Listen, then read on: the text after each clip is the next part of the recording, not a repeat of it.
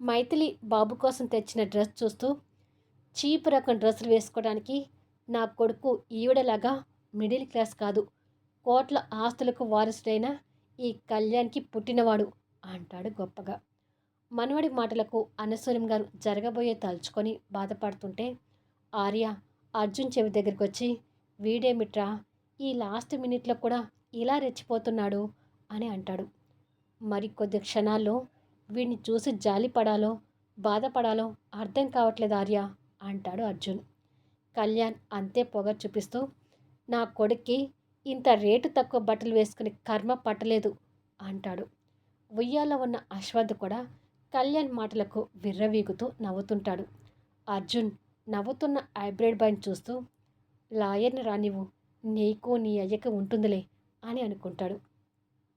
కళ్యాణ్ మాటలకి మైథిలి బాధపడుతుండగానే కళ్యాణ్ కోపంగా మైథిలి దగ్గర నుంచి ఆ బట్టలు గుంజుకొని, మిడిల్ క్లాస్ మనుషులు, మిడిల్ క్లాస్ బుద్ధులు అంటూ ఆ డ్రెస్ని అవతలికి విసిరేస్తాడు.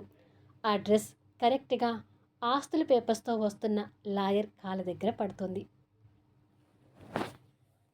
పాపం కళ్యాణ్ కదా, అసలు ఏం జరుగుతుందనేది ఫుల్ వీడియోలో చూడండి. ఈ ప్రోమో మీకు నచ్చినట్టయితే దయచేసి లైక్స్ ఇవ్వండి, కామెంట్ షేర్ చేయండి.